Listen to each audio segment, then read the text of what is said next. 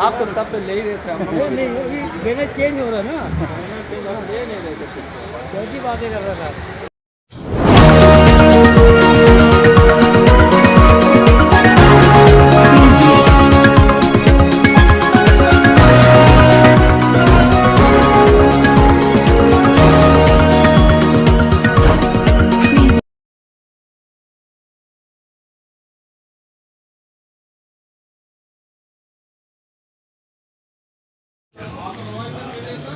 Nation news India channel में हार्दिक स्वागत है। आज हम भारत की राजधानी दिल्ली के अंदर हम बात कर रहे हैं। इस समय ट्रेड यूनियन के ऑफिस से हमारे बीच में ऐसी शख्सियत हैं जो कि आए दिन महिलाओं के लिए लड़ती हैं। हमारे बीच में सोनिया शर्मा जी जो महिला विंग की प्रेसिडेंट हैं। और आज जो मुद्दा चल रहा है इस समय, जो ओल्ड पेंशन और न्यू पेंशन, आइए हम जानकारी लेते हैं कि पेंशन क्या है और क्यों।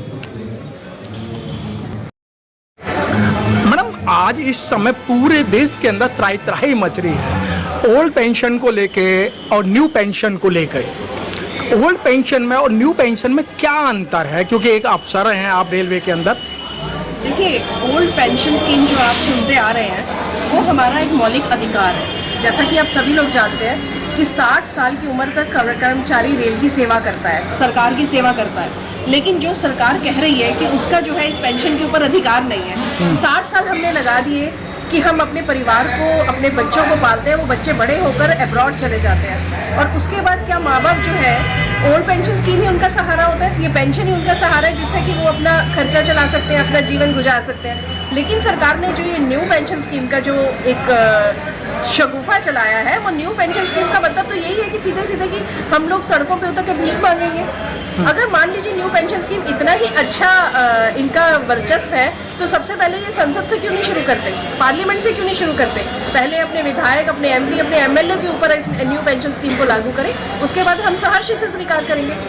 और न्यू पेंशन स्कीम एक सरकार ने शेयर मार्केट के अंदर एक वो छोड़ दिया कि आपका कुछ पैसा हम शेयर मार्केट में लगाएंगे, अगर शेयर मार्केट प्रॉफिट में जाती है तो आपको उसका हिस्सा मिलेगा। और आपको भी पता है कि शेयर मार्केट कभी भी प्रॉफिट में नहीं जाती, वो हमेशा लॉस में ही जाती है।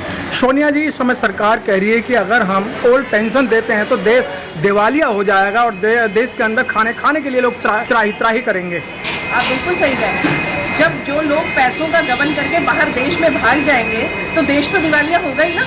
इतने सालों से जो कर्मचारी को पेंशन मिल रही थी, आज मैं कहना नहीं चाहती लेकिन अगर हमारे ऊपर राजनीतिक को देखा जाए तो एक एक दिन का खर्चा उनका 1-1 करोड़ का है, तो उस वक्त देश दिवालिया नहीं होता। जो हमारा अधिकार है, जो हमारा हक है, उसी को हमें देने में देश दिवालिया हो रहा है। उन लोगों को पकड़ के क्यों नहीं ला रहे जो बैंक के अंदर घोटाला कर करके अब्रॉड में भाग रहे हैं। अगर उनको पकड़ के लाए तो देश दिवालिया क्या, देश की जो इकोनॉमी है वो कितनी ऊपर पहुंच जाएगी वो आपको नहीं पता है।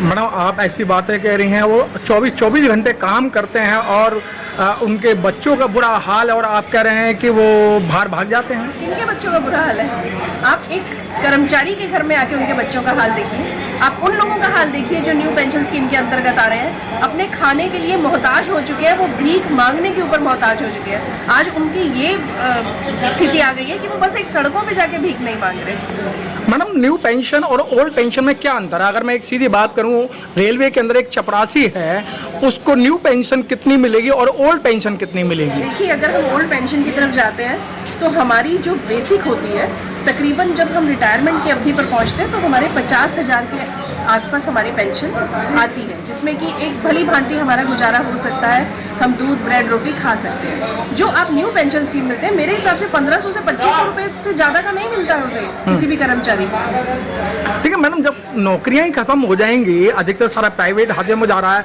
आप रेलवे में अफसर हैं, रेलवे भी प्राइवेट करने जा रहे हैं, लेकिन मंत्री जी कहते हैं भाई हम कोई प्राइवेट नहीं कर रहे हैं, ये अफवाहें उड़ रही हैं, तो सारी रेल बेच दी गई है। देखिए, आप भी जानते हैं कि एयरलाइंस बिक गई है, LIC बिक गई है, सब चीज़ें बिक गई हैं। धीरे धीरे उनके बारे में भी यही कहा जा रहा था कि हम बेच नहीं रहे हैं, हम सुधार रहे हैं। ये तो विश्व युद्ध से चला आ रहा है कि एक रेल एक ऐसी संस्था है जिसको कभी भी निजीकरण नहीं किया गया। विश्व युद्ध के समय पे भी जब ब्रिटिश के पास जो रेल थी, उन लोगों ने भी उसे सरकार को दे दिया था कि ये सरकार का जिम्मा ही है कि इस संस्था को चलाएंगे। लेकिन मैडम, ये तो शुरू से ही कहते हैं कि भाई हमें जो है गरीबी खत्म करनी है और गरीबी की जगह तो ये गरीबों को ही खत्म करना है। रेल जो है गरीबों का माध्यम था कि वो कम पैसे में अपना यात्रा कर सकते थे, लेकिन वो सब छीन ली जा रही है। 10 रुपए की टिकट में इंसान यहाँ से गाजियाबाद पहुँच जाता था। आप समझते हैं 10 रुपए की टिकट के अंदर एक गरीब आदमी भी गाजियाबाद पहुँच जाता था, अपने गाँव चला जाता था। लेकिन जब अब 50 रुपए का प्लेटफॉर्म टिकट हो गया तो आप खुद समझदार हैं कि क्या गरीब के लिए ये रेल उसके घर तक पहुँचा सकती है, एक मजदूर को उसके घर तक पहुँचा सकती है। मैडम आप एक महिला हैं, आपको करोड़ों महिलाएं देख रही हैं, एक आप अफसर भी हैं, तो उन महिलाओं के लिए क्या संदेश देना चाहती हैं जो घर में बैठकर वो सिर्फ अपना काम कर रही हैं और आप एक रोड पे आके महिलाओं के लिए पेंशन के लिए लड़ाई लड़ रही हैं? देखिए, महिलाओं के लिए मैं सबसे पहले तो एक ये संदेश जरूर देना चाहती हूँ कि उन्हें अपने अधिकारों के प्रति जागृत होना चाहिए। उनके क्या अधिकार है उन्हें ये पता होना चाहिए। आज महिलाएं इतने तनाव के अंदर है कि वो अपना घर कैसे चलाएं, इस बजट के अंदर जाके उनको अपनी रसोई घर कैसे चलाना है, सबसे ज़्यादा तनाव तो घरेलू महिलाओं के ऊपर ही है। तो इसलिए मैं चाहती हूँ कि पहले महिलाओं को ये पता चले हमारे अधिकार क्या है, उन्हें अपने लिए जागरूक होना है, अपने लिए अवेयरनेस लानी है, तभी इस देश के आगे हम बढ़ा सकते हैं। क्योंकि महिलाएं ही हैं जो पहले अपने घर को आगे लाती हैं, उसके बाद शहर को, उसके बाद समाज को और उसके बाद देश को। ठीक है मैडम, बहुत बहुत धन्यवाद। सर आपको एक फोटो लूँ। हाँ जी, ओके आइए आप इधर को आइए, सामने इधर आइए, आप इधर आइए। Okay, yes yes yes yes.